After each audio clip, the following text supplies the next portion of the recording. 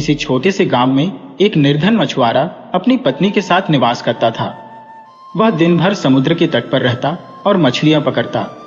वह केवल उतनी ही मछलियां पकड़ता जितनी उसकी आवश्यकता होती थी। इसके विपरीत उसकी पत्नी अत्यंत लोभी थी।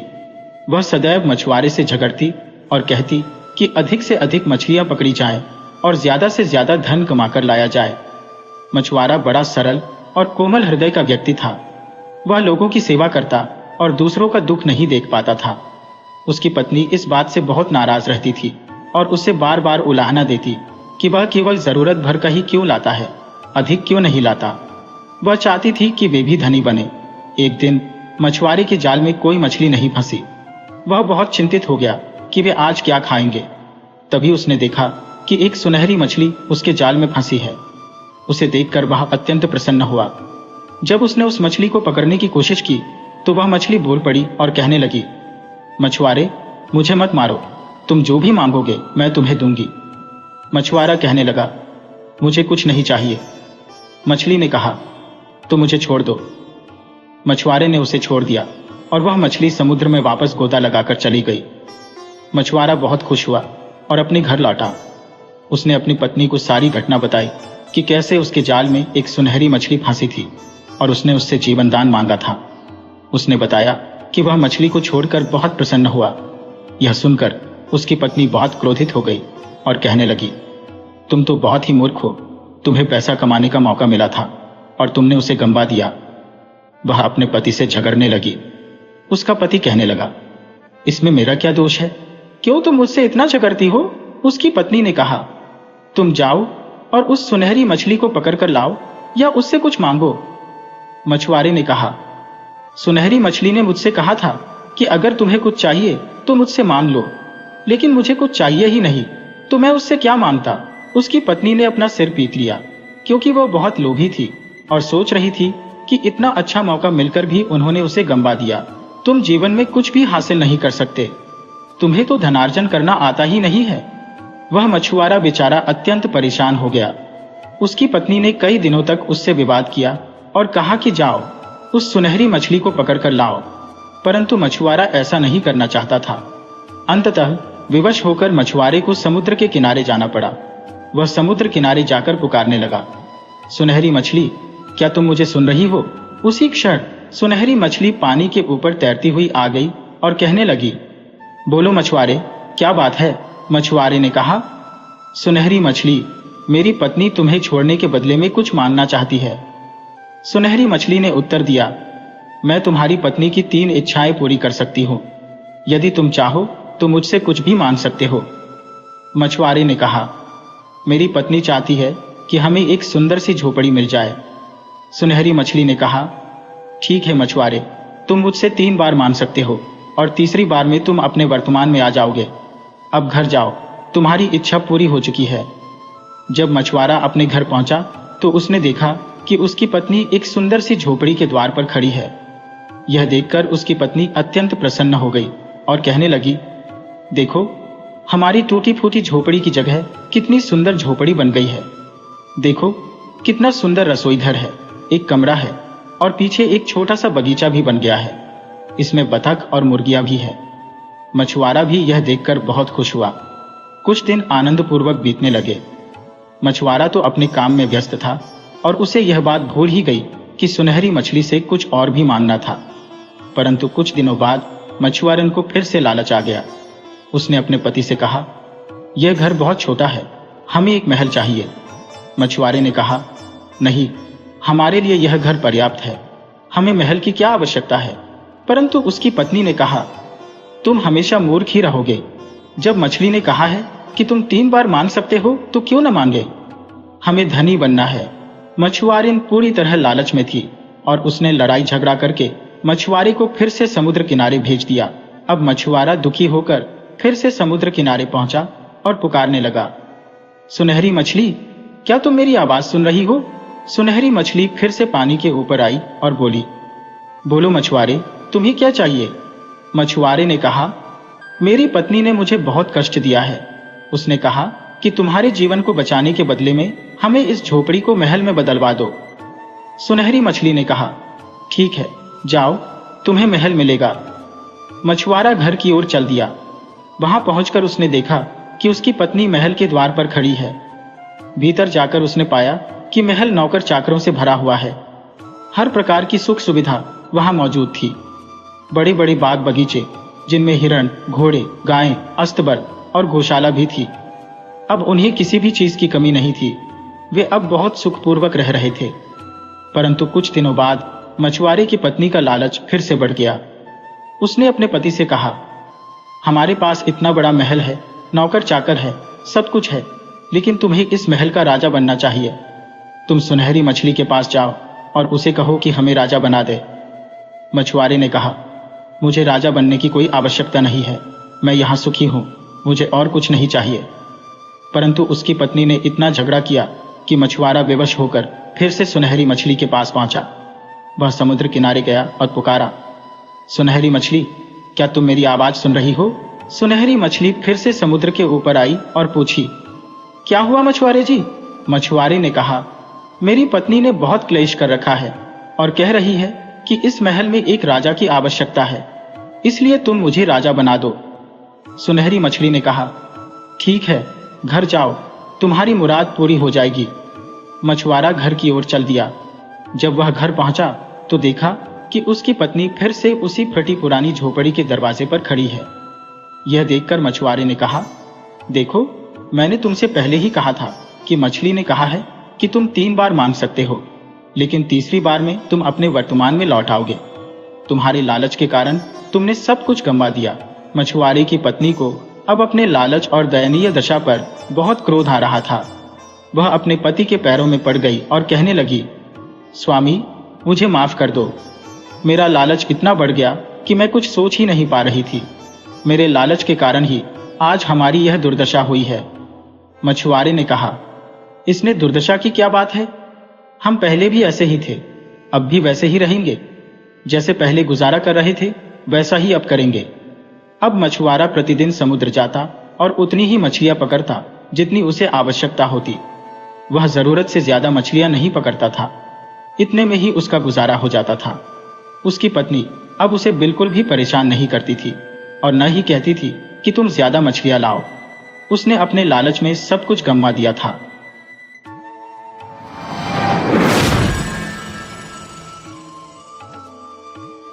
एक ग्राम में रामनाथ नामक कृषक अपनी धर्म पत्नी के संग निवास करता था। वह कृषि कार्य में संलग्न रहते हुए निर्भीक और निर्द्वंद्व जीवन व्यतीत करता था। हर कार्य का फल ईश्वर पर छोड़ देता था। इसके विपरीत उसकी पत्नी अत्यंत सरल और धार्मिक प्रवृत्ति की थी। वह अपने धार्मिक अनुष्ठानों में संलग्न रहती और माता रानी का स्तुतिगान करती।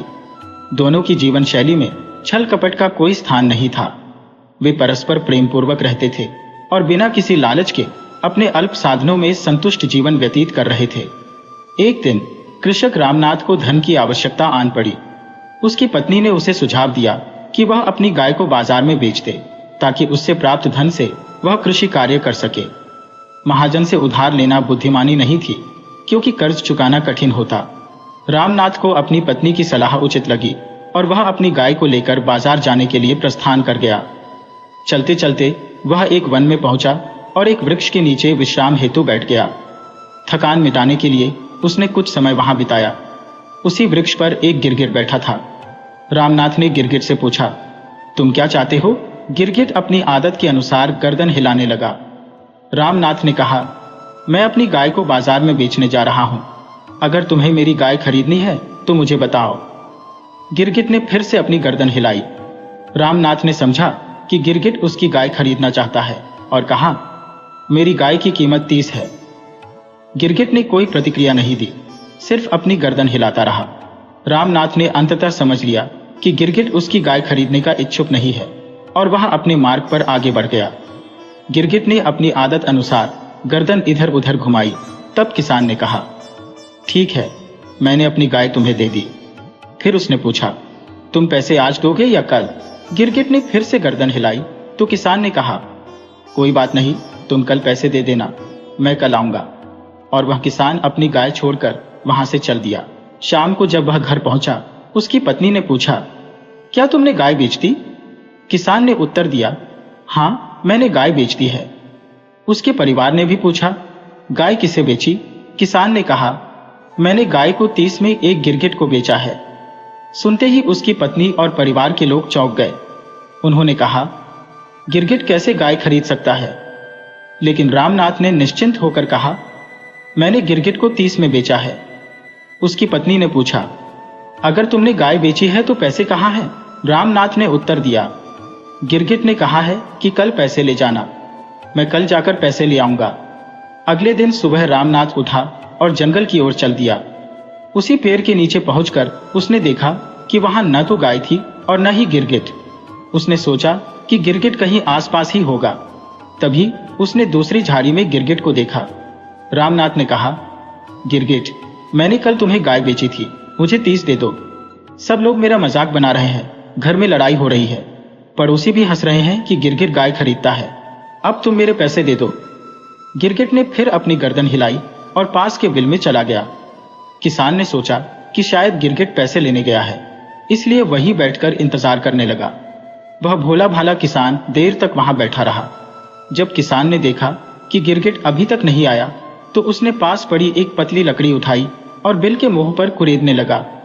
कुरेदते कुरेदते उसे एक चांदी का सिक्का दिखाई दिया। उसने सिक्का उठाया और सोचा कि गिरगिट भीतर से पैसे दे रहा है। धीरे धीरे उसने और कुरेदा तो और चांदी के सिक्के निकलते गए। अंततः उसने देखा कि वहां एक मटकी थी जो चांदी के सिक्कों से भरी हुई थी। किसान ने सोचा कि गिरगिट उसे भुगतान कर रहा है, लेकिन उसने सिर्फ 30 ही लेने का निर्णय लिया।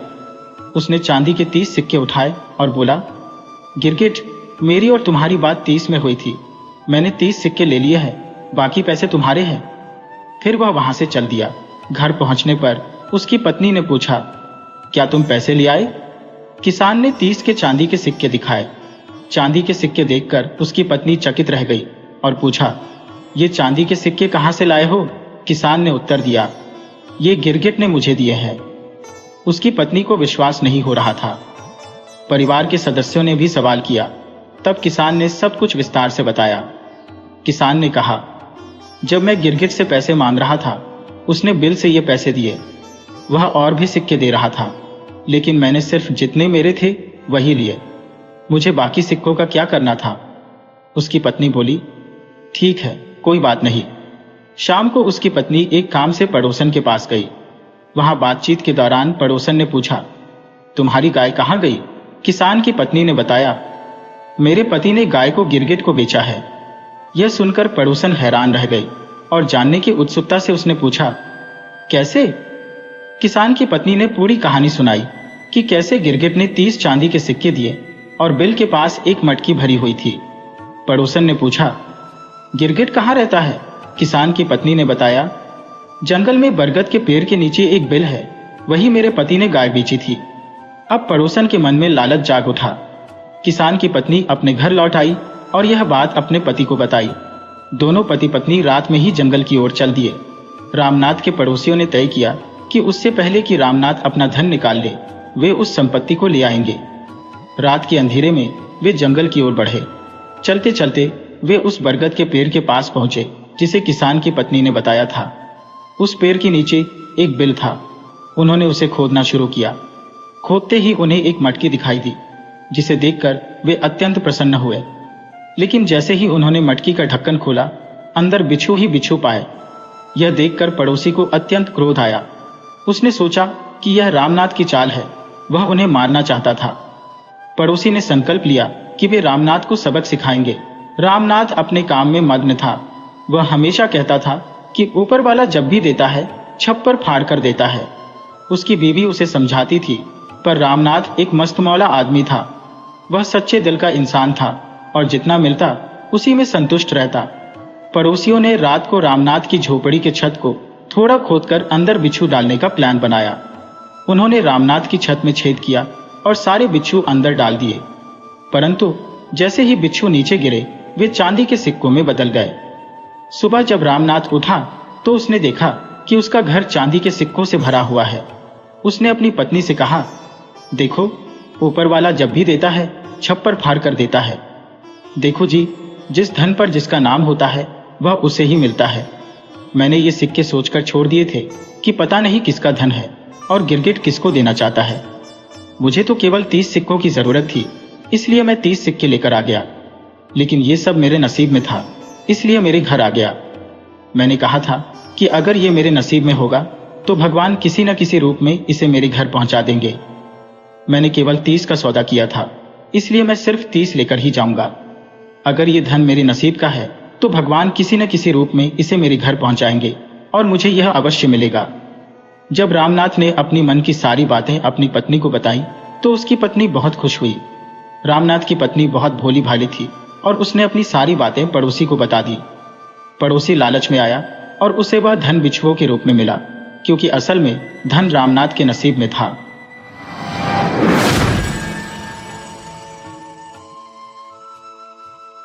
एक गांव परिवेश में एक कृषक अपनी संगिनी संग निवास करता था। उस कृषक के पास कुछ भूमि थी जिससे वह खेती कर अपने परिवार का भरण पोषण करता था। परिवार में उसकी पत्नी थी जो अत्यंत भोली और पूजा पाठ में लीन रहती थी। कृषक भी सीधा साधा व्यक्ति था जिसे केवल अपनी किसानी और ईश्वर की आराधना से मतलब था। उनके परिवार में आर्थिक संपन्नता और शांति थी, किंतु उनका एकमात्र दुख यह था कि उनके कोई संतान नहीं थी। कृषक की पत्नी ने अनेक व्रत, उपवास और देवी की उपासना की, जिससे उनके घर में संतान सुख प्राप्त हो सके। अंततः देवी की कृपा हुई और कृषक की पत्नी गर्भवती हो गई। 9वें महीने में एक सुंदर पुत्र का जन्म हुआ। पुत्र की प्रसन्नता में उन्होंने खूब आनंदोत्सव मनाया और परिजनों को आमंत्रित किया। वह पुत्र, जिसका नाम रामू रखा गया, धीरे धीरे बड़ा होने लगा और विद्यालय जाने लगा। उसने 12वीं कक्षा उत्तीर्ण की। समय का पहिया घूमता रहा और जीवन में सुख दुख के पल आते रहे। एक दिन कृषक बीमार पड़ गया और उसकी अचानक मृत्यु हो गई। पति की मृत्यु के वियोग में कृषक की पत्नी का भी स्वास्थ्य गिरने लगा और अंततः वह भी स्वर्गवासी हो गई। रामू अब अकेला रह गया। उसके रिश्तेदार उस पर विवाह करने का दबाव डालने लगे, जिससे कोई उसकी देखभाल कर सके, किंतु रामू विवाह करने से इनकार करता रहा। अंततः उसके बड़े मामा जी ने उसे समझाया कि विवाह कर लेने से घर में मन लगेगा और जीवन में स्थिरता आएगी। माता पिता की स्मृतियां तो अनंत काल तक रहेंगी, किंतु उनकी अनुपस्थिति का अभाव कोई नहीं भर सकता। परंतु तुम्हारी देखरेख एवं आवश्यकताओं की पूर्ति हेतु एक संगिनी का होना आवश्यक है। विवाह के उपरांत वह तुम्हारे साथ रहेगी और तुम्हारा मन भी लगा रहेगा। बड़े मामा की बात रामू टाल नहीं सका, इसलिए उसने विवाह के लिए स्वीकृति दे दी। एक योग्य कन्या देखकर उसका विवाह संपन्न हुआ। विवाह के पश्चात उसकी पत्नी उर्मिला घर में आ गई। उर्मिला न केवल धर्मपरायण थी, अपितु रामू की भी अच्छी देखभाल करती थी। उर्मिला गृह कार्य कुशलता से करती और रामू अपनी नौकरी के साथ साथ अपने पिता की खेती का भी ध्यान रखता था। समय बीतता गया, परंतु 7-8 वर्षों तक भी उनकी गोद नहीं भरी। इस बात से उर्मिला अत्यंत व्यथित रहने लगी। पड़ोसियों द्वारा उपहास और बांझ कहे जाने से वह आहत होती। उसने रामू से दूसरी शादी का आग्रह किया, जिससे उनका वंश आगे बढ़ सके। रामू का मन दूसरी शादी के लिए नहीं था, परंतु उर्मिला के बार बार कहने पर उसने दूसरी शादी के लिए सहमति दे दी। दूसरी पत्नी रमा के घर आने के बाद रामू का व्यवहार दोनों पत्नियों के प्रति समान रहा। रमा का स्वभाव भी बहुत अच्छा था और उसके आगमन के कुछ ही समय बाद वह गर्भवती हो गई। रामू के घर में खुशी का माहौल था, क्योंकि उनकी संतान की अभिलाषा पूरी होने जा रही थी। 9वें महीने में रमा ने एक पुत्र को जन्म दिया। उर्मिला इस खुशी में बहुत प्रसन्न हुई और उस बच्चे की देखभाल अपने हाथों से करने लगी। वह उसे नहलाना, कपड़े बदलना, भोजन कराना आदि सभी कार्य करती थी। उर्मिला उसे अपने पुत्र समान प्रेम करती थी, जिसे देखकर रामू और रमा अत्यंत प्रसन्न होते थे कि उर्मिला उनके पुत्र को अपने बच्चे जैसा स्नेह देती है। उन्होंने स्नेहपूर्वक उस बालक का नाम अमर रखा। अमर को माता पिता अत्यधिक स्नेह करते थे। जब अमर 6 माह का हुआ तब उनके लिए एक और शुभ समाचार आया। रामू की पहली पत्नी उर्मिला गर्भवती हो गई। अमर के कदम उनके घर में सुख समृद्धि लेकर आए थे। 9वें महीने में उर्मिला ने भी एक पुत्र को जन्म दिया। अपने बेटे के जन्म से उर्मिला अत्यंत प्रसन्न हुई। उसकी गोद भर गई और वह समाज के तानों से मुक्त हो गई। वह अपने पुत्र सोनू पर अत्यधिक स्नेह लुटाने लगी और रामू के पहले पुत्र अमर को अनदेखा करने लगी। सोनू के प्रति उर्मिला का प्रेम इतना अधिक था कि वह उसके लिए विभिन्न प्रकार के व्यंजन बनाती और अमर की ओर ध्यान नहीं देती थी। रमा को यह बात खलती थी, पर वह कुछ नहीं कहती। समय बीतता गया और दोनों बच्चे बड़े होने लगे। उर्मिला के बेटे सोनू को काजू बहुत पसंद थे, इसलिए वह सारी काजू बादाम छिपाकर रख देती और अमर को कुछ नहीं देती। धीरे धीरे उर्मिला अमर से द्वेष करने लगी और सोनू के लिए सब कुछ करने लगी। उर्मिला चाहती थी कि रामू का सारा स्नेह सोनू को मिले और अमर की ओर कोई ध्यान न दे। हालांकि रामू दोनों बच्चों से समान स्नेह करता था। उर्मिला रामू के अच्छे संबंधों को तोड़ने की कोशिश करती थी, लेकिन रामू उसकी बातों पर ध्यान नहीं देता था। रमा यह सब देखती रहती, परंतु कुछ नहीं कहती। एक दिन जब उसकी सहन शक्ति खत्म हो गई तो उसने रामू से कहा कि उर्मिला दीदी सारा सामान छिपाकर सोनू को ही खिलाती है, जिससे अमर की सेहत पर बुरा असर पड़ेगा। यह सुनकर रामू ने रमा को समझाया कि ऐसी बातों पर ध्यान न दे, इससे घर की शांति भंग होती है। लेकिन रमा ने कहा कि वह भी मां है और अपने बेटे के साथ छल कपट होते हुए नहीं देख सकती। रामू समझता था कि उर्मिला के व्यवहार में अंतर आ गया है और वह अमर को बिल्कुल पसंद नहीं करती। एक दिन रामू और उर्मिला ने अमर और सोनू के लिए खीर बनाई। अमर अपनी मां से बहुत प्रेम करता था और उसने खीर बनते देख प्रसन्नता से पूछा, मां, आपने खीर बनाई है? उर्मिला ने उत्तर दिया, हाँ, आज मैंने खीर बनाई है और तुम दोनों को खिलाऊंगी। उर्मिला ने 2 कटोरियों में खीर परोसी। पहली कटोरी में उसने खूब सारे काजू डाले और दूसरी कटोरी में जहर मिला दिया। काजू वाली कटोरी सोनू को दी और जहर वाली अमर को। दोनों भाई जब खीर खाने बैठे तो अमर ने देखा कि उसकी कटोरी में बहुत सारे काजू है, जबकि सोनू की कटोरी में कम। अमर खुश हुआ कि उसकी मां ने उसे अधिक काजू दिए हैं, लेकिन उसे इस बात का अंदेशा नहीं था कि उसकी खीर में जहर मिला हुआ है। सोनू, जो काजू का शौकीन था, ने अमर की कटोरी देखी और कटोरी बदल ली। दोनों भाई खीर खाने लगे। खीर खाते ही सोनू नीला पड़ गया और मर गया। यह देख रामू दौड़ते हुए वैद्य को बुलाने गया। वैद्य ने आकर कहा, सोनू का शरीर नीला पड़ गया है, लगता है जैसे उसे जहर दिया गया हो। उर्मिला, जो रोते हुए विलाप कर रही थी, अपनी करनी पर पछताने लगी।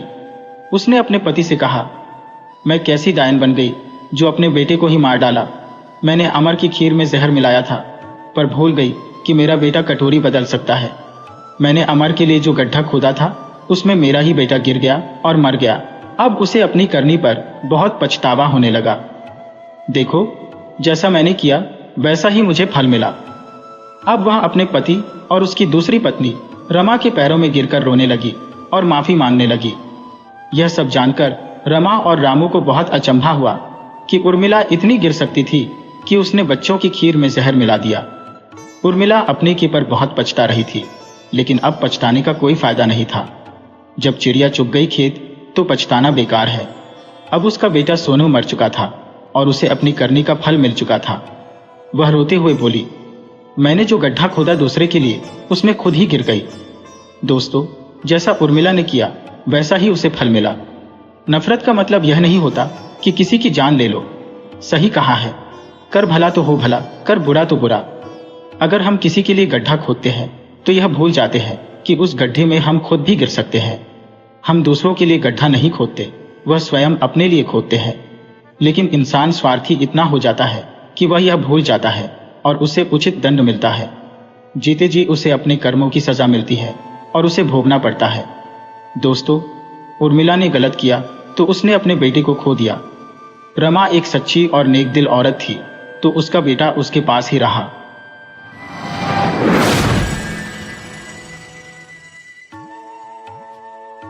बहुत समय पूर्व की कथा है। एक राजा का वर्णन है।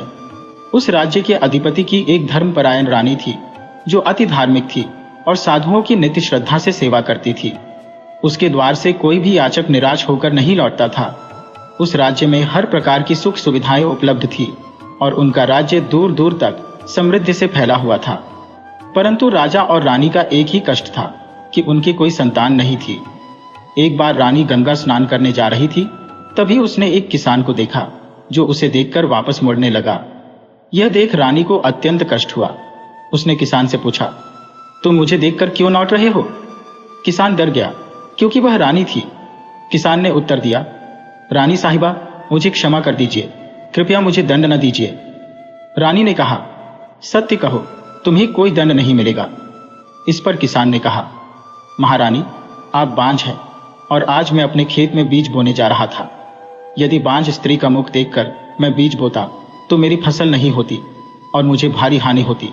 कहते हैं कि बांझ स्त्री का चेहरा अशुभ होता है। रानी ने किसान को कुछ नहीं कहा, परंतु वह बहुत दुखी हुई। आंसुओं से भरी आंखों के साथ वह महल वापस लौट आई। राजा ने जब रानी को दुखी देखा तो पूछा, क्या बात है? जिसने भी तुम्हारे साथ कुछ कहा है मैं उसे दंडित करूंगा। परंतु रानी ने कहा, सत्य को कैसे नकारा जा सकता है? मैं बांझ हूं और लोग मुझे अशुभ मानते हैं। उनके बनते काम बिगड़ जाते हैं। इसमें मेरा दोष क्या है कि मैं संतान उत्पन्न नहीं कर सकी, इसलिए लोगों की नफरत सहनी पड़ती है। राजा ने कहा, एक बार तुम उसका नाम बताओ जिसने तुम्हारा अपमान किया है। लेकिन रानी ने कुछ नहीं कहा। एक दिन राजा और रानी वन की ओर निकल गए। वहां उन्हें एक साधु महात्मा मिले। राजा और रानी ने उन्हें प्रणाम किया और आदर से उनका सत्कार किया। साधु महाराज प्रसन्न हुए और पूछा, राजा तुम उदास क्यों दिखाई देते हो? राजा ने बताया, मेरा राज्य विस्तृत है, हर प्रकार से संपन्न है, परंतु संतान न होने का दुख हमें सदा सालता है। सुंदर राज्य था, हर दृष्टि से समृद्ध और परिपूर्ण। पंजाबी राज्य के राजा और रानी का एक ही दुख था कि उनके पास कोई संतान नहीं थी। राजा रानी की यह व्यथा सुनकर एक सिद्ध साधु ने सुझाव दिया कि वे एक महायज्ञ करें, जिससे उन्हें अवश्य संतान की प्राप्ति होगी। राजा और रानी ने इस सलाह को मानकर महायज्ञ की विधि सीखी और महल लौट आए। राजा और रानी ने विधिपूर्वक महायज्ञ किया। कुछ ही समय बाद रानी गर्भवती हो गई। यह समाचार सुनकर राजा और प्रजा अत्यंत प्रसन्न हो गए। राज्य में आनंद और उल्लास का वातावरण व्याप्त हो गया। राजा ने पिता बनने की खुशी में सभी नगरवासियों को भोज पर आमंत्रित किया। समय बीतता गया और एक दिन रानी ने एक सुंदर और गुणवान राजकुमारी को जन्म दिया। राजकुमारी के जन्म पर ढोल नगाड़े बजे और राज्य में जय जयकार होने लगी। राजकुमारी धीरे धीरे बड़ी होने लगी और उसकी सुंदरता और संस्कारों ने राजा और रानी का हृदय प्रसन्न कर दिया। वह अपनी मां के कार्यों में हाथ बटाती और माता पिता का सम्मान करती। राजा रानी अपनी संतान को पाकर बहुत खुश थे, लेकिन सुख के बाद दुख और दुख के बाद सुख आता है। ऐसा ही कुछ राजा रानी के साथ हुआ। राजकुमारी अचानक बीमार पड़ गई। उसकी बीमारी से राजा रानी चिंतित हो गई। उन्होंने अनेक वैद्यों और औषधियों का सहारा लिया, परंतु कोई भी उपचार कारगर नहीं हुआ।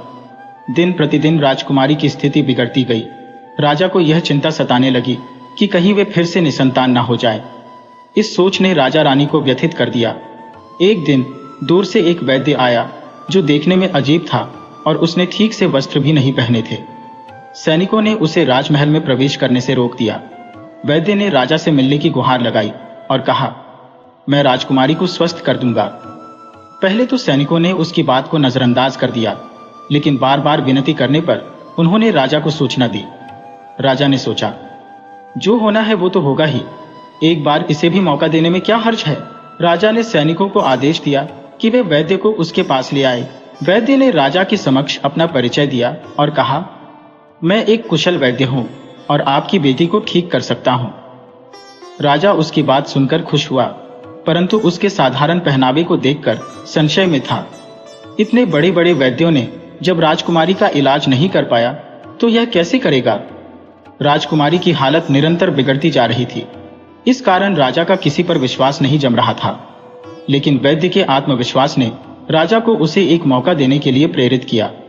राजा ने कहा, अगर तुम राजकुमारी को ठीक नहीं कर पाए तो इसका अंजाम भुगतने के लिए तैयार रहना। वैद्य ने उत्तर दिया, ठीक है, लेकिन यदि राजकुमारी ठीक हो गई तो आप मुझे क्या देंगे।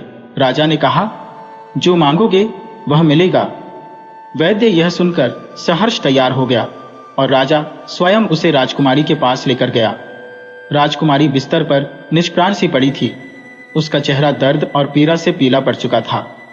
वैद्य ने उसकी नब्ज को परखा और फिर अपने थैले से जड़ी बूटियों से बनी औषधि निकालकर राजकुमारी के मुंह में डाल दी। उसने राजा और रानी से कहा, तुम चिंता मत करो, तुम्हारी बेटी जल्द ही ठीक हो जाएगी। वैद्य की बात सुनकर राजा और रानी के मन में आशा की किरण जाग उठी। वैद्य का इलाज चलता रहा और 2 महीने बीत गए। धीरे धीरे राजकुमारी की हालत में सुधार होने लगा। उसके चेहरे की चमक लौट आई। राजा और रानी के चेहरे पर भी खुशी की झलक दिखाई देने लगी। एक दिन वैद्य ने राजा से कहा, महाराज, राजकुमारी अब पूरी तरह स्वस्थ हो गई है।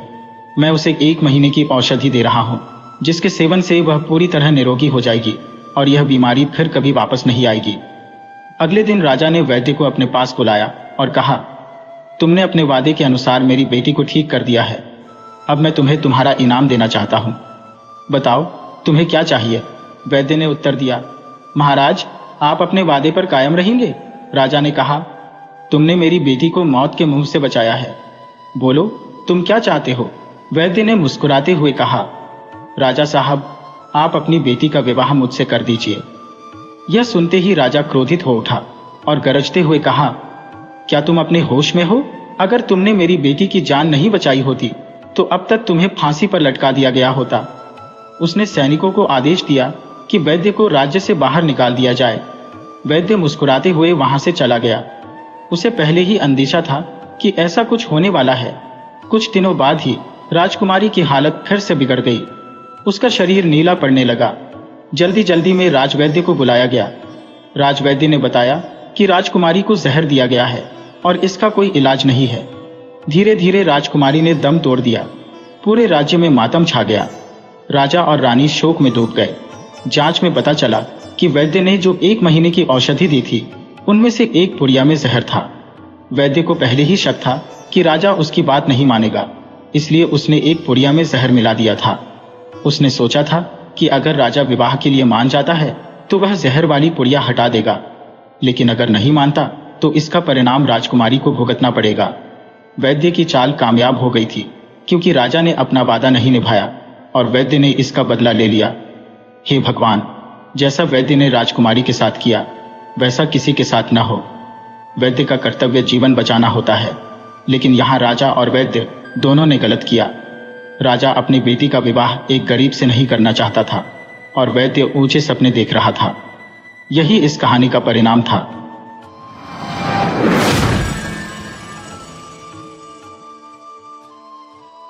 एक बार की बात है, विशालपुर नामक राज्य में वरदाचारी नाम का एक कुशल लोहार रहता था।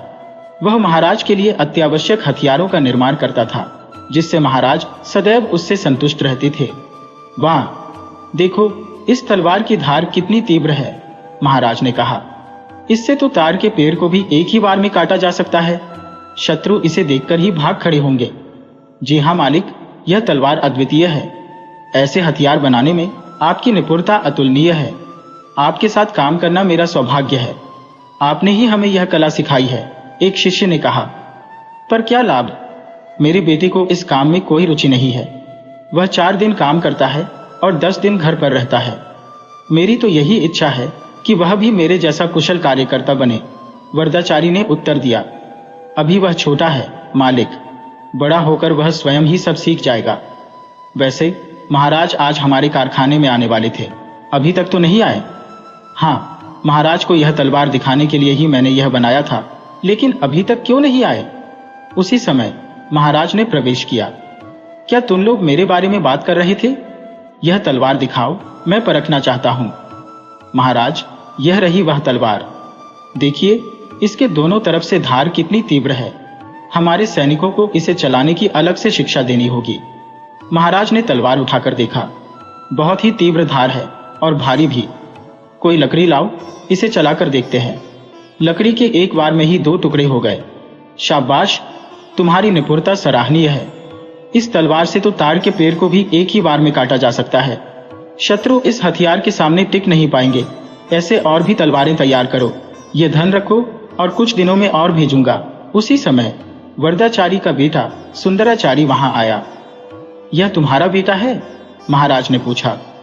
जी महाराज, इसका नाम सुंदराचारी है, पर यह हथियार बनाने में रुचि नहीं लेता, वरदाचारी ने कहा। अभी बच्चा है, जल्दी सब कुछ सीख लेगा। हमें और भी युद्ध सामग्री चाहिए, जल्द ही सूचना मिल जाएगी। अब हम चल रहे हैं। महाराज वहां से निकल गए। सुंदराचारी अपने पिता के बनाए हुए तलवार को देख रहा था। पिताजी, यह तलवार बहुत अच्छी है, मुझे दे दीजिए। तुम इसका क्या करोगे बेटा? यह महाराज के सैनिकों के लिए बनी है। हमारा पेशा हथियार बनाना है। पहले तुम रोज कारखाने आओ और काम सीखो, वरदाचारी ने उत्तर दिया। मैं आपको हथियार बनाते देखता हूं, पर यह काम मुझे पसंद नहीं है, सुंदराचारी ने कहा। तुम इस कारखाने के इकलौते वारिस हो, तुम्हें यह काम अवश्य सीखना पड़ेगा। सुंदराचारी अनिच्छा से अपने पिता की कार्यशाला में आने लगा और काम सीखने लगा। इस तरह 5 साल बीत गए। वरदाचारी बीमारी के कारण चल बसे। बेटा, तुम्हारे पिता को गुजरे हुए 6 महीने बीत चुके हैं। अब तुम्हें कार्यशाला जाकर उनके कार्यभार को संभालना होगा। यदि तुम इसी तरह घर पर बैठे रहोगे तो घर कैसे चलेगा? ठीक है माँ, मैं कल से अपनी कार्यशाला में जाऊंगा, मगर अब तो हमें कोई काम देने वाला भी नहीं है। जब तुम कार्यशाला पर जाने लगोगे तभी तो लोग तुम्हें काम देंगे। घर पर बैठे रहोगे तो कौन काम लाकर देगा? ठीक है माँ, मैं कल से अवश्य जाऊंगा। सुंदराचारी हर रोज अपने पिता के हथियार बनाने वाले कारखाने को खोलता, लेकिन उसे कोई काम नहीं देता। एक दिन महाराज की तरफ से संदेश आया। सुंदराचारी, तुम्हें महाराज ने बुलाया है, चलो मेरे साथ। मुझसे महाराज को क्या काम है? क्या आप बता सकते हो महाराज ने मुझे क्यों बुलाया? हमें कैसे पता होगा सुंदराचारी? एक बार आओ तो सही, फिर पता चल जाएगा। सुंदराचारी सैनिक के साथ राजमहल पहुंचा। आओ सुंदराचारी, तुम्हें देखकर बहुत दिन हो गए हैं और तुम अब बड़े भी हो चुके हो। अब तुझे बहुत सारा काम करना है। कल से हमारे सैनिकों के लिए तुझे बहुत सारे हथियार और युद्ध सामग्री बनानी है। कर पाओगे वो? लेकिन महाराज, इतना क्यों हिचकिचा रहे हो तुम? जो भी कहना है निसंकोच कहो। महाराज, मुझे काम किए हुए बहुत दिन हो गए हैं। मेरा यह संकोच है कि मैं हथियार बनाने का काम ठीक से कर पाऊंगा या नहीं। जब तुम्हारे पिता कारखाने में काम करते थे तब तुम जाते थे ना? कोई बात नहीं, तुम कोशिश करके देखना। यह लो 20 सोने की मुद्राएं, इनको लेकर जाकर काम शुरू करो। सुंदराचारी कुछ पैसे लेकर महल से वापस आया, लेकिन उसे समझ नहीं आया कि अब क्या करे। अब मैं क्या करूं मां? मुझे तो यह काम पूरी तरह से पता नहीं है। ऊपर से काम देने वाले महाराज हैं। अगर मैं नहीं बोलूंगा तो वह क्या सोचेंगे? इसलिए मैंने डर के मारे हां बोल दिया। बेटा, तुम ऐसे घबराओ मत। तेरे पिताजी के पास बहुत से लोग काम करने के लिए आते थे। तुम उन लोगों से जाकर मिलो और उन्हें काम के लिए बुलाओ। इन पैसों में से कुछ उन्हें भी दे देना। हाँ मां, यह योजना तो बहुत अच्छी है। मैं अब भी जाकर गरी काका को कल से हथियार बनाने के काम पर बुलाऊंगा। देखो वे लोग वहां पर आकर किस तरह से काम करते हैं। यह देखना, तुम सारा काम उनके भरोसे ही मत छोड़ देना। तुम भी उनके काम में हाथ बटाना। इस तरह तुम भी वह काम जल्दी से सीख जाओगे। सुंदराचारी अपनी मां की बात सुनकर अपने पिता के पुराने सहयोगी गिरी के पास पहुंचा। गिरी काका, महाराज ने हमें कुछ हथियार बनाने का काम सौंपा है।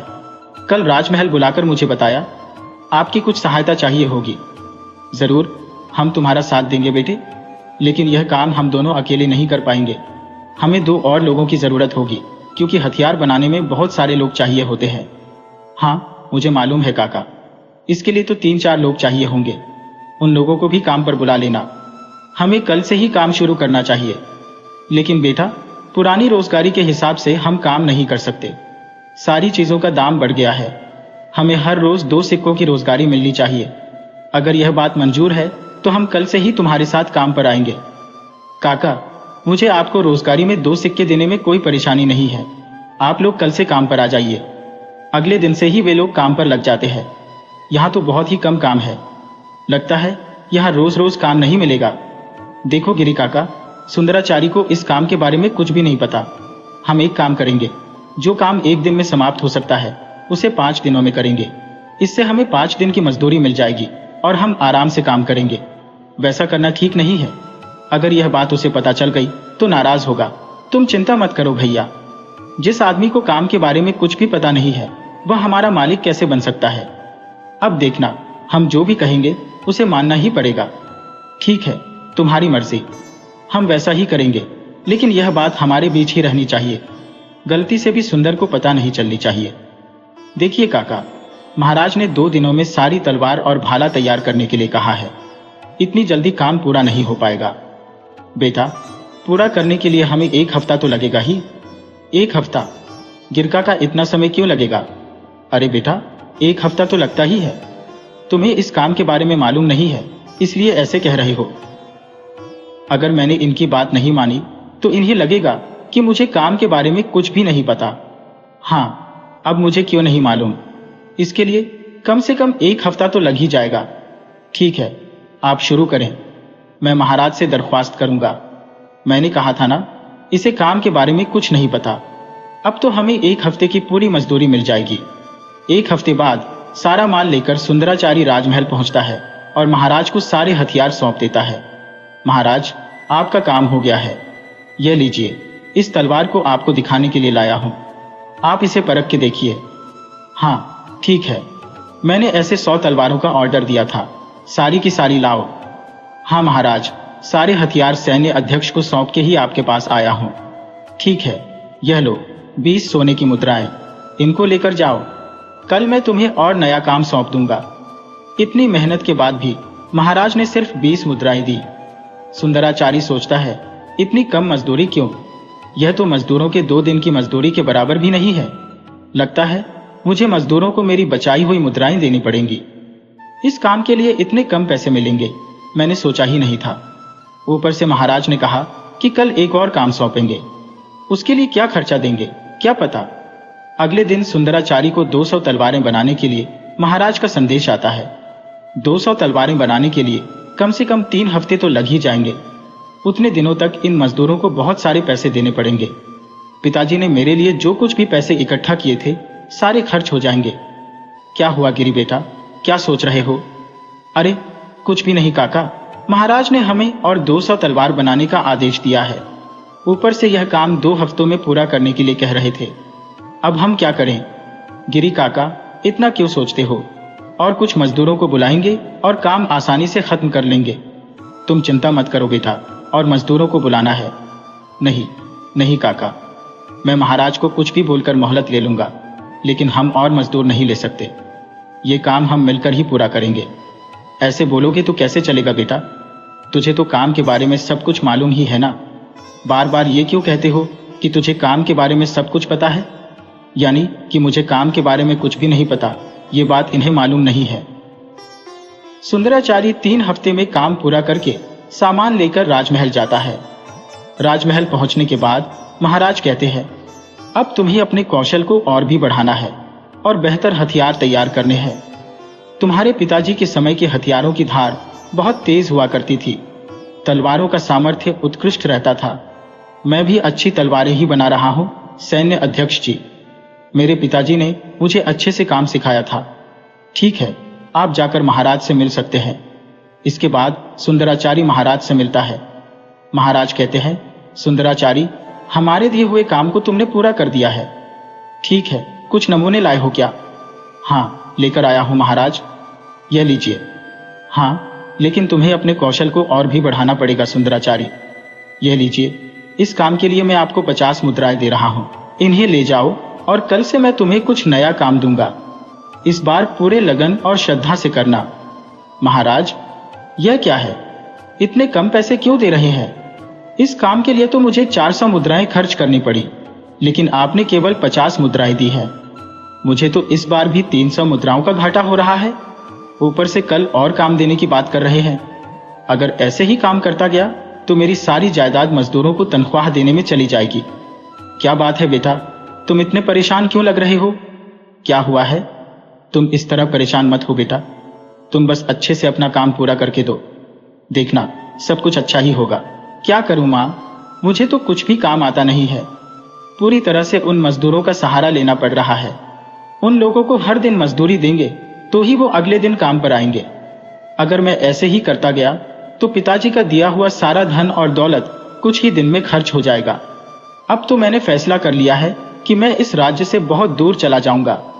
ऐसे परेशान मत हो बेटा, तुम तो अपने पिताजी के साथ हर रोज कार्यशाला जाते थे ना, कुछ तो सीखा ही होगा। और अब तो मजदूरों को भी काम करते हुए देख ही रहे होंगे। एक बार कुछ हथियार खुद से तैयार करके देखो, हो सकता है कि तुम्हें हथियार बनाने के बारे में कुछ समझ आ जाए। इस तरह एक दिन तुम अच्छे से हथियार बनाना सीख लोगे। भले ही शुरुआत में कुछ परेशानी हो, लेकिन धीरे धीरे तुम अच्छे से सीख जाओगे। तुम्हारी बात मुझे बेहद प्रभावित कर गई माँ। यदि मैंने पिताजी से पूरी निष्ठा और समर्पण के साथ काम सीख लिया होता तो आज यह स्थिति उत्पन्न न होती। अपनी गलती का अब आभास हो गया है और अगली बार इसे ध्यान में रखते हुए ही काम करूंगा। अगले दिन महाराज सुंदराचारी को कुछ कार्य सौंपते हैं। देखो गिरी काका, इस बार हमें महाराज से बहुत कम काम मिला है। युद्ध सामग्री तैयार करनी है और इस बार मैं भी सहायता करूंगा। जितनी जल्दी हो सके इसे पूरा करना है। ठीक है बेटा, यदि तुम्हें विश्वास है तो हम कुछ नहीं कह सकते, गिरी काका बोले। इसके बाद सुंदराचारी भी उन लोगों के साथ काम में जुट गया। यह क्या है, यह भी आजकल काम करने लगा। यदि इसको हमारे काम की जानकारी हो गई तो छुट्टी हो जाएगी। हम 3 हफ्ते में जिस काम को पूरा करते थे उसे यह 1 हफ्ते में करना चाहता है। अब क्या करें, कुछ समझ में नहीं आ रहा है, एक मजदूर ने कहा। शाम को सुंदराचारी को काम से हटाने के बारे में सोचते हुए वे बातें कर रहे थे। तभी सुंदराचारी छुपकर उनकी बातें सुनता है। गिरी काका ने कहा, तुम क्यों इतना कष्ट उठा रहे हो बेटा, हम लोग हैं ना, सारा काम निपटा देंगे। तुम जाकर आराम करो। अब मुझे काम का मोल समझ में आ रहा है काका। आप लोगों ने मुझे धोखा दिया। 2 दिन में होने वाले काम को आप लोग 1 हफ्ते तक खींच रहे थे और ऐसे ही आप सभी ने मुझसे बहुत पैसे वसूले। अब से यह काम मैं अकेली करूंगा। आप जाइए, सुंदराचारी ने गुस्से में कहा। इस तरह धोखा देने वाले मजदूरों को काम से हटाकर सुंदराचारी स्वयं काम में लग जाता है। अब वह महाराज को जो हथियार सौंपने थे उन्हें स्वयं तैयार करता है। सभी हथियार तैयार करने के बाद वह कहता है, हे भगवान, आज काम पूरा हो गया। अब मैं इन हथियारों को महाराज के पास लेकर जाऊंगा। इसके बाद सुंदराचारी अपने बनाए हुए हथियार महाराज को सौंपता है। महाराज उसे 100 सोने की मुद्राएं देते हैं। सुंदराचारी गुस्से में कहता है, महाराज, मैंने इन सभी चीजों को बहुत मेहनत से तैयार किया है। इन हथियारों को बनाने में मेरी कम से कम 300 मुद्राएं खर्च हुई हैं, लेकिन आपने मुझे केवल 100 मुद्राएं दी हैं। इससे पहले भी आपके लिए की गई काम के लिए मुझे अच्छी रकम नहीं मिली थी। इस तरह नुकसान उठाकर काम करना मुश्किल हो जाएगा। महाराज ने उसे समझाते हुए कहा, मैं समझता हूं कि तुमने मेहनत करके इन हथियारों को तैयार किया है। तुम्हें मेहनत का मोल समझाने के लिए मैंने तुम्हें कम रकम दी थी। ये लो, इसमें 5000 मुद्राएं हैं। इन्हें अपने पास रखो और खूब मेहनत करके अपने पिता का नाम रोशन करो। कल से मैं तुम्हें एक नया काम दूंगा और अगली बार तुम्हें मेहनत का फल जरूर मिलेगा। सुंदराचारी ने कहा, मैं आपका बहुत बड़ा एहसानमंद हूं महाराज। आपने मुझे मेहनत के फल के बारे में सिखाया। यदि मैंने गुस्से में कुछ उल्टा सीधा कह दिया हो तो मुझे क्षमा कर दे। उस दिन से सुंदराचारी कुछ मजदूरों के साथ मिलकर अपने पिता के काम को आगे बढ़ाते हुए अपनी मां के साथ हंसी खुशी जीवन व्यतीत करने लगा।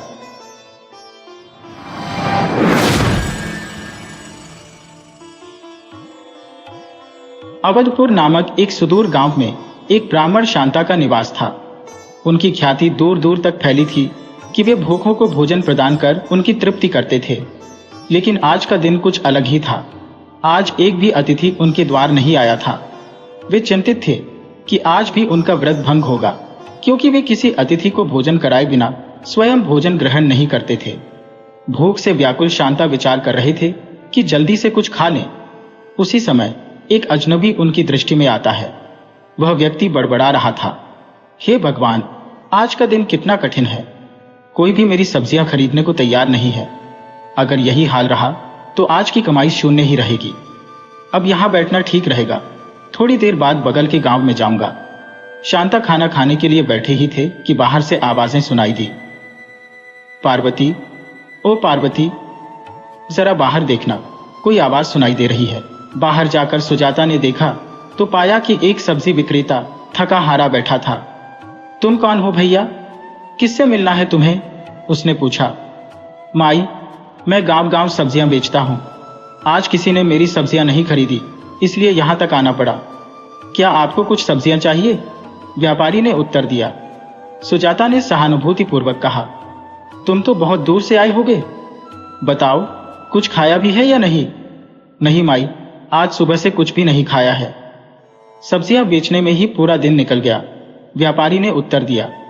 सुजाता भीतर जाकर शांता को बताने लगी, सुनिए जी, एक अतिथि आया है जिसने अभी तक कुछ भी नहीं खाया है। मैं उसे भोजन देने जा रही हूं। शांता ने यह सुनकर राहत की सांस ली। यह भगवान की कृपा है। मैं भोजन करने ही वाला था। अगर ऐसा करता तो व्रत भंग हो जाता। व्यापारी के पास जाकर सुजाता ने कहा, भैया, पहले यह भोजन स्वीकार कीजिए। आप मुझे जानते भी नहीं हैं, फिर भी मुझे खाना खिला रहे हैं। आप कितने अच्छे हैं। व्यापारी ने कृतज्ञता से कहा, भैया, पहले पेट भरकर खा लीजिए, बाकी बातें बाद में करेंगे। व्यापारी ने स्वादिष्ट भोजन का आनंद लिया और कहा, इतना स्वादिष्ट भोजन मैंने कभी नहीं खाया, यह बहुत ही अच्छा है। शांता और सुजाता ने उस दिन अपने अतिथि का स्वागत कर अपने व्रत का पालन किया। इस प्रकार एक साधारण दिन की शुरुआत एक अद्वितीय अनुभव में बदल गई, जहां मानवता और परोपकार की भावना प्रबल रही। पंडित जी, कृपया यह सब्जियां स्वीकार करें, मना मत करिए। यदि मैं आपको कुछ सब्जियां दे दूं तो मुझे भी तसल्ली मिलेगी।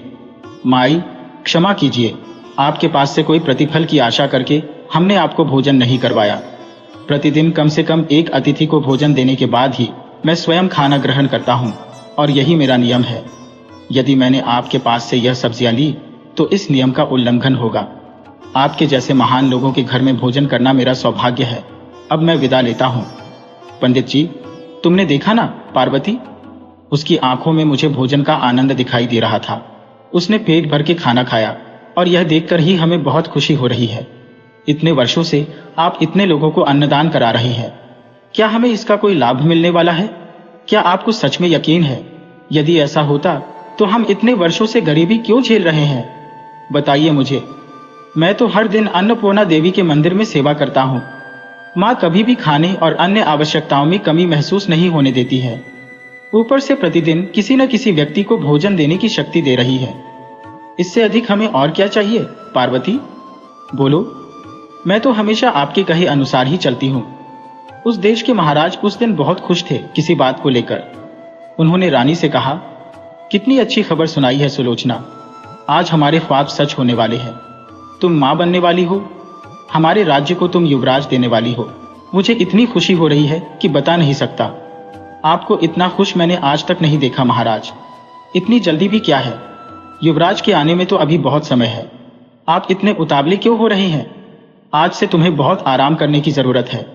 पूरी तरह से आराम करो, बस अच्छे अच्छे फल खाओ। ठीक है, मैं जरूर आपका कहना मानूंगी महाराज। आप देखिएगा, हमारा युवराज बहुत सुंदर और सुशील पैदा होगा। इस प्रकार महाराज के घर युवराज के आगमन का समाचार सुनकर सब बहुत खुश हो गए थे। इस तरह कुछ महीने बीत जाते हैं। फिर एक दिन, हाँ, तो मैं तो इतने दिनों से अन्नदान कर ही रहा हूं। मुझे अब तक कितना पुण्य मिला होगा, यह बात मुझे आखिर कौन बताएगा? देवी मां, आप मेरे संदेह का निवारण कर सकेंगी क्या? देखो शांतवर्धन, अब तुम यहां से पूरब दिशा की ओर राजधानी की तरफ प्रस्थान करो। तुम्हें तुम्हारे संदेह का सही समाधान मिल जाएगा। माता, मैं अभी सफर शुरू करता हूं। शांति देवी मां के आदेशानुसार पूर्व दिशा की ओर अपनी यात्रा आरंभ करता है। बाप रे, बहुत लंबा सफर तय किया है। भूख से पेट मरोड़ रहा है। किसी पेड़ के नीचे बैठकर थोड़ा भोजन कर लेता हूं, उसने सोचा। यह क्या है शांतिवर्धन, आज अन्नदान किए बिना खुद खाने के लिए सोच रहे हो? उसने स्वयं से प्रश्न किया। तभी एक ऋषि सामने आ गए। नमस्कार ऋषिवर, अगर मैं अन्नदान के बारे में सोचूं तो इस घने जंगल में कौन इसे स्वीकार करेगा? इसलिए मैं खुद खाने के लिए सोच रहा था। क्यों नहीं है कोई? मैं तुम्हारे सामने खड़ा हूं। मुझे रोटी खिला दो, आज तुम्हारे हाथ से ही खाऊंगा। ऋषिवर, यह तो मेरा सौभाग्य है।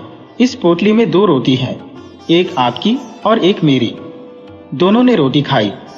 भोजन के बाद ऋषि ने पूछा, तुम इतनी दूर किसके लिए आए हो? शांतिवर्धन, मैं प्रतिदिन अन्नदान करता हूं।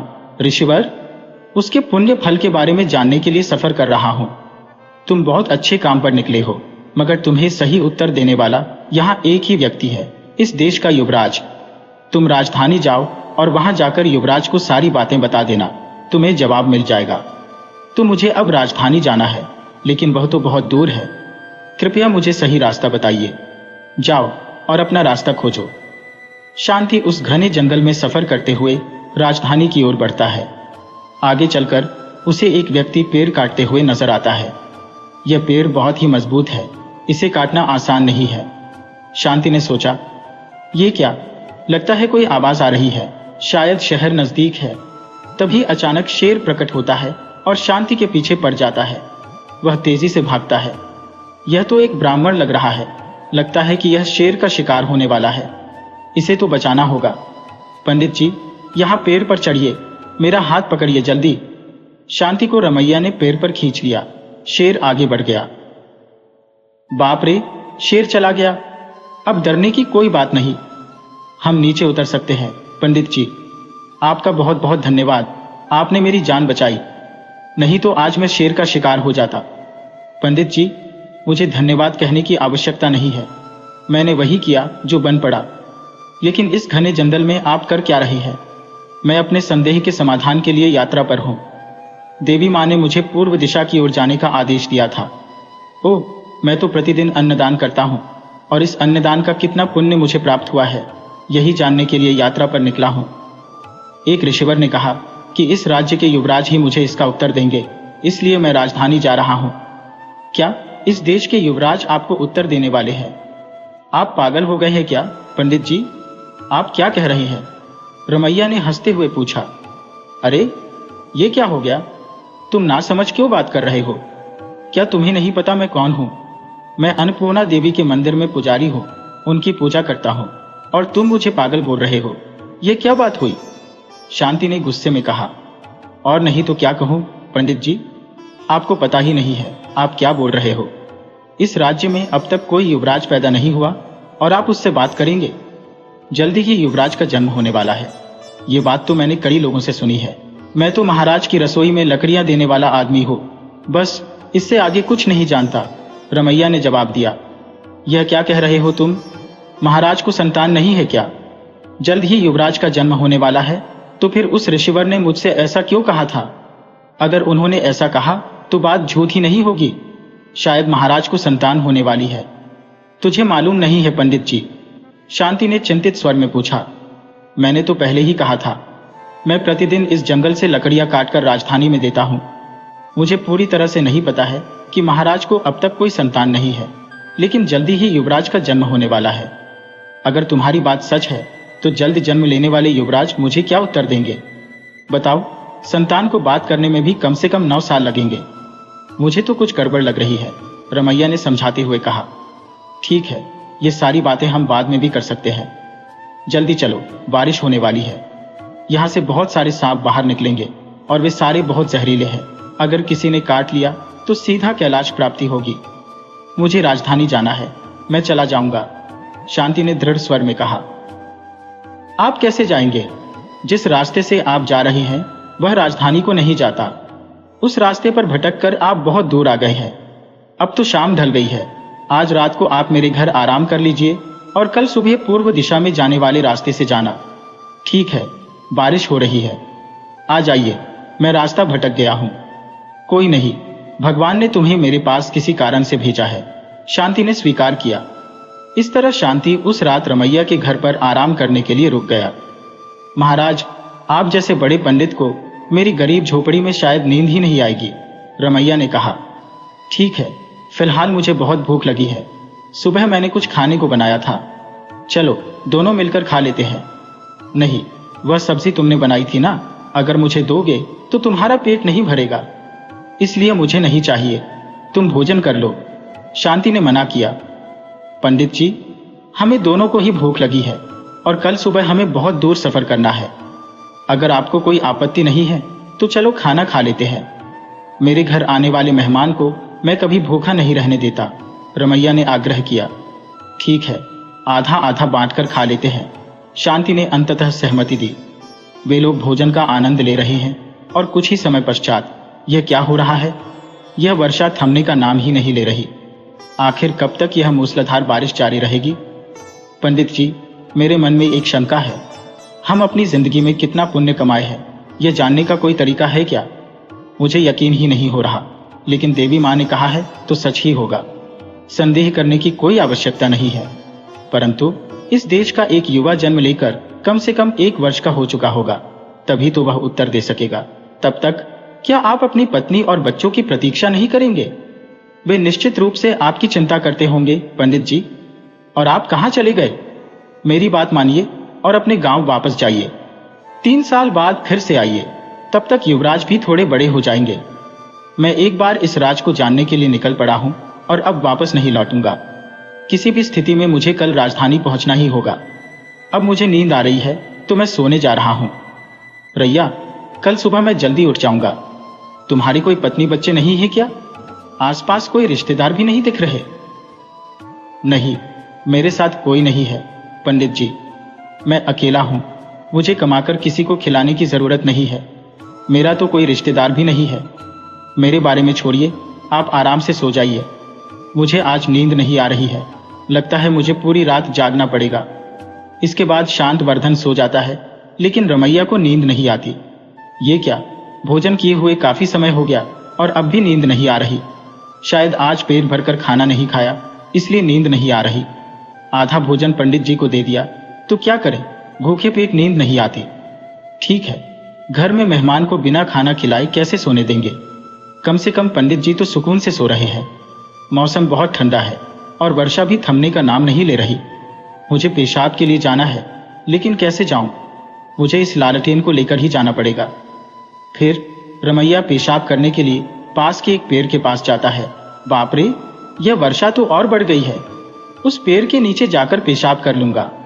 पेड़ के पास जाते समय गलती से उसका पैर एक सांप पर आ जाता है। सांप झट से रमैया को डस लेता है। वह सांप बहुत जहरीला था, जिससे रमैया वहीं पर मर जाता है। यह बात अंदर सो रहे शांतवर्धन को पता ही नहीं थी। अगली सुबह जब वह जागता है तो देखता है कि रमैया कहाँ चला गया। वह उठने से पहले ही बाहर चला गया होगा, जबकि बारिश भी रुक चुकी है। रैया, ओ रैया, तुम कहाँ चले गए? ये क्या, रमैया जमीन पर पड़ा है और बगल में लालटेन भी है। हे रैया, क्या हो गया तुम्हें? तुम जमीन पर क्यों पड़े हो? थोड़ी देर तक कोशिश करने के बाद यह स्पष्ट हुआ कि रमैया सांप के डसने से मर चुका था। यह जानकर पंडित जी चिंतित हो उठे। रमैया रात को किसी काम से बाहर आया होगा। इसके पैर पर सांप के डसने के निशान है। कल रात मुझे अच्छे से खाना खिलाकर आराम से बात करने वाला रमैया अब सुबह तक मृत पड़ा है। अब क्या करूं? सब तो विधि का विधान है। अरे रे, क्या करूं अब मैं? उसने बताया कि उसका कोई रिश्तेदार भी नहीं है, तो अब इस रमैया का अंतिम संस्कार मुझे ही करना होगा। अब तो यह आत्मा स्वर्ग पहुंच गई होगी। मेरा काम यही समाप्त हो गया। अब मैं जल्दी से नहा धोकर राजधानी के लिए निकल जाऊंगा। इसके बाद शांतवर्धन राजधानी पहुंचते हैं। राजमहल पहुंचकर उन्हें पता चलता है कि युवराज ने जन्म ले लिया है। हे भगवान, कितनी अच्छी खबर है। आज तो बहुत बड़ा शुभ दिन है। आज के दिन राज्य के हर व्यक्ति को अन्नदान और वस्त्रदान करेंगे। मंत्री जी, तुरंत घोषणा कर दीजिए। जल्दी करिए, जाइए। अभी हम महारानी के कक्ष में जाएंगे। उन्हें देखने की बहुत इच्छा हो रही है। इसके बाद महाराज युवराज को देखने के लिए अंतःपुर पहुंचते हैं। इतने में शांतवर्धन राजमहल के पास पहुंचते हैं। अरे ओ पंडित जी, अंतःपुर में जाने की आपको अनुमति नहीं मिल सकती। अन्नदान और वस्त्रदान सब कुछ बाहर मैदान में ही होता है। आप वहां जाएं, उसके लिए थोड़ा और समय लगेगा। आपको कुछ देर इंतजार करना होगा। देखिए, मेरा नाम शांतवर्धन है। मैं यहाँ अन्नदान और वस्त्रदान के लिए नहीं आया हूँ, युवराज से मिलने के लिए आया हूँ। युवराज मुझे एक राज बताने वाले हैं। क्या आप युवराज से मिलने के लिए आए हैं? पंडित जी, हमारे युवराज ने अभी जन्म लिया है। 1 घंटा भी नहीं हुआ है। वो आपसे कैसे बात करेंगे? आप दिखने में तो बहुत ही सज्जन लग रहे हैं। पंडित जी, जरा खुद सोचिए। हमारे युवराज अभी अभी पैदा हुए हैं। आपको उनसे मिलने की अनुमति नहीं है। अब आप जा सकते हैं। और वह बात कैसे करेंगे? आप बाहर चले जाइए। जरा मेरी बात सुनिए। मुझे यहाँ पर देवी माँ ने भेजा है। युवराज को देखने के लिए मुझे एक बार उनके पास तो लेकर चलिए। लगता है कि आप पंडित नहीं, बल्कि एक पागल पंडित है। देवी माँ ने आपको क्या कहा है? आप उस बात को मानकर यहाँ तक आ गए हैं, इतनी दूर। और तो और बहुत ही अजीब बातें कर रहे हैं। अगर आप यहाँ से नहीं गए तो मुझे मजबूरन आपको दंड देना पड़ेगा। इसके बाद शांतवर्धन वहां के एक नजदीकी पेड़ के नीचे बैठकर इंतजार करने लगते हैं। इतने में यह क्या, हमारे राजपुरोहित अभी तक क्यों नहीं आए? जल्दी से उन्हें खबर भेजिए और शीघ्र आने के लिए कहिए। राजकुमार की कुंडली देखनी है और शांति पाठ भी कराना है।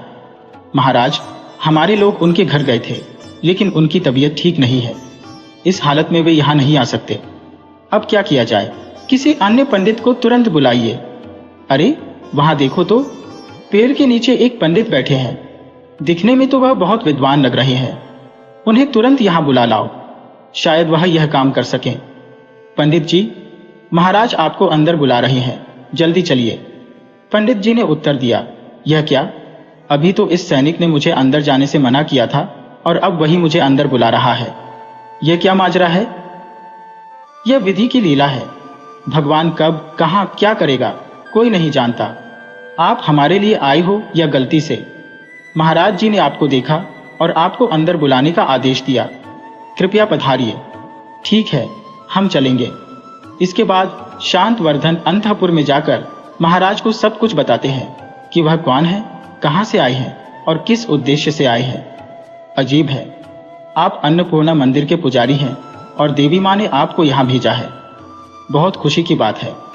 फिर भी मेरा एक संदेह है। अभी 1 घंटा पहले जन्मा नवजात शिशु आपसे कैसे बात कर सकेगा? पहले मुझे युवराज के पास ले चलिए। देवी माँ की बातों में कुछ तो रहस्य जरूर होगा। ठीक है पंडित जी, चलिए। महाराज शांतवर्धन को युवराज के पास ले जाते हैं। शांतवर्धन युवराज को देखकर कहते हैं, युवराज, मुझे अन्नपूर्णा देवी ने आपके पास भेजा है।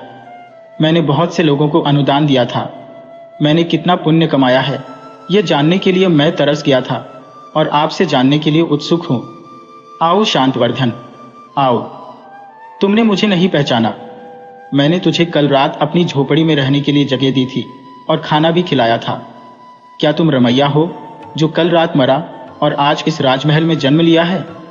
माँ, अन्नपूर्णा देवी ने बहुत अच्छा जन्म वरदान दिया है। जी हाँ शांतवर्धन जी, मुझे आपके पुण्य के बारे में सब पता है। आप जैसे महापुरुष को मैंने एक रात खाना खिलाया था, वही मेरा सारा पुण्य है। आप जैसे आदमी को एक दिन अन्नदान करने से मुझे इतना पुण्य मिल सकता है, मैंने कभी नहीं सोचा था। आपने तो कितने लोगों को खाना खिलाया है, आपको कितना पुण्य प्राप्त हुआ होगा, जरा सोचिए। इस बात को तो आप प्रत्यक्ष रूप से जानते हैं। मेरा जन्म धन्य हो गया। महाराज, अब तो युवराज की बातों से आपको यकीन हो गया होगा। युवराज की कुंडली में कोई दोष नहीं है, किसी भी शांति पाठ की आवश्यकता नहीं है। मुझे आज्ञा दीजिए महाराज। इस तरह अपने अन्नदान के पुण्य के बारे में जानकर शांतवर्धन बहुत खुशी खुशी अपने घर वापस लौट जाते हैं। घर आकर वे सारी बातें अपनी पत्नी को बताते हैं और फिर अन्नदान करते हुए सुखपूर्वक जीवन व्यतीत करते हैं।